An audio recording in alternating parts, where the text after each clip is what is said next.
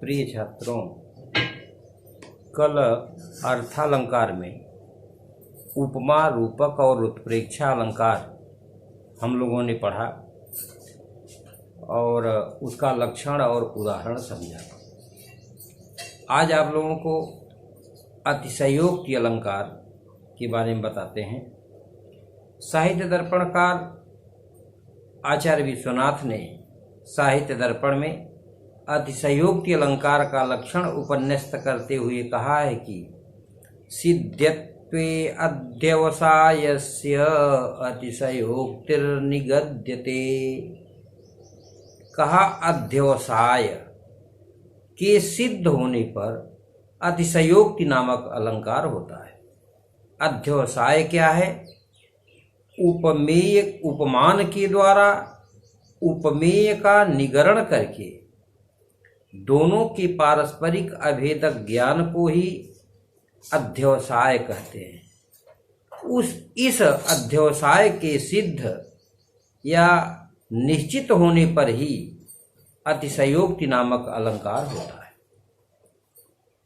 अतिशयोक्ति अलंकार का उदाहरण आचार्य विश्वनाथ ने दिया है और कहा है कि कथम उपरि कलापिनः कलापो विलसति तस्य तले अष्टमी इंदुखंडम कुवलय युगलम ततो विलोलम तिल कुसुमम तदधः प्रवालमस्मात्।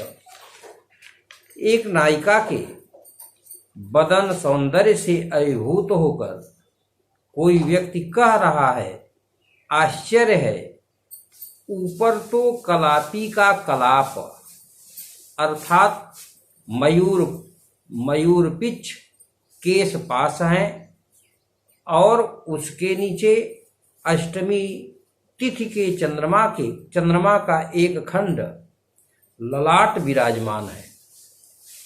उसके नीचे दो चंचल नील कमल नेत्र हैं।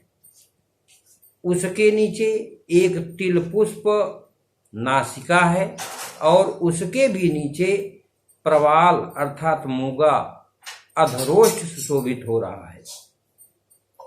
इसके इस उदाहरण पर यदि विचार किया जाए तो इस उदाहरण में उपमेय भूत कामिनी केशपाश, ललाट, नासिका तथा अधरोष्ठ का अध्यवसाय उपमानभूत मयूर पिच्छ, अष्टमी इंदुखंड, तिल पुष्प तथा प्रवाल में प्रस्तुत किया गया है। इसलिए यहाँ पर अतिशयोक्ति अलंकार है।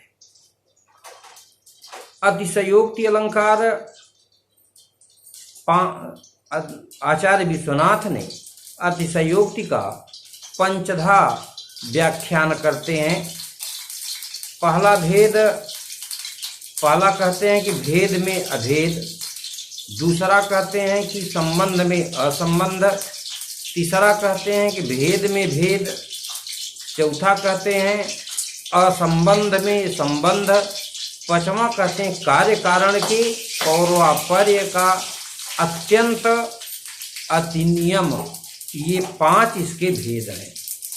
इस उदाहरण में यद्यपि केशपाश तथा मयूरपिच्छ में, ललाट तथा चंद्रखंड में, नासिका तथा तिल पुष्प में तथा अधरोष्ठ एवं मूगे में स्पष्टतः भेद है, फिर भी उसमें अभेद प्रदर्शित किया गया है। इसलिए यहाँ अतिशयोक्ति अलंकार है। इसके बाद हम लोग संदेह अलंकार पर विचार करेंगे। संदेह अलंकार किसे कहते हैं? आचार्य विश्वनाथ ने लिखा है, संदेहः प्रकृतेऽन्यस्य संशयः प्रतिबोधितः।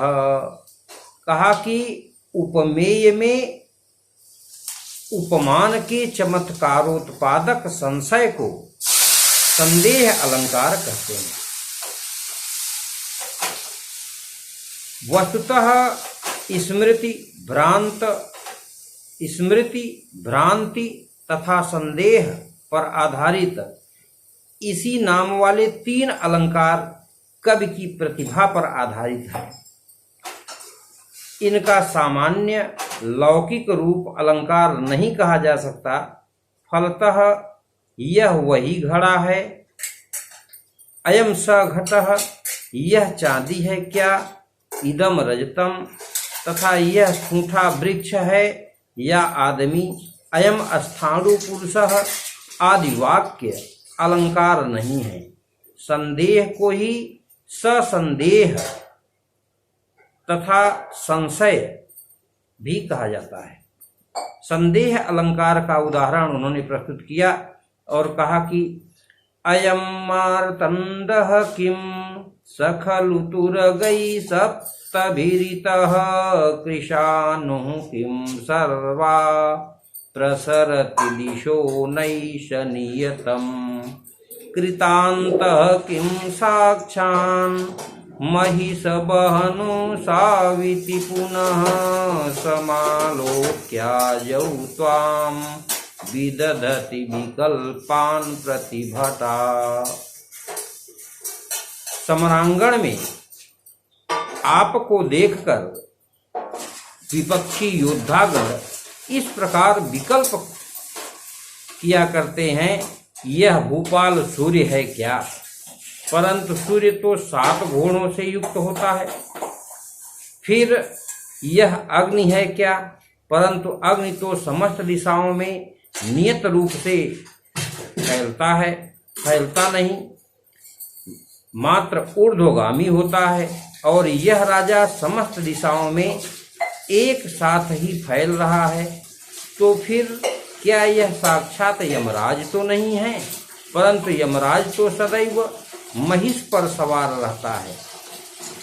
इस संदेह के मुख्य रूप से 3 भेद हैं: शुद्ध संदेह, निश्चय गर्भ संदेह तथा निश्चयांत संदेह। संशय में ही वर्णन की समाप्ति हो जाने पर शुद्ध संदेह होता है, आदि में संशय तथा अंत में निश्चय होने पर निश्चयांत संदेह होता है। प्रस्तुत उदाहरण में निश्चय गर्भ नामक संदेह अलंकार है। जहां आदि और अंत में संदेह हो, मध्य में निश्चय हो, वही निश्चय गर्भ है।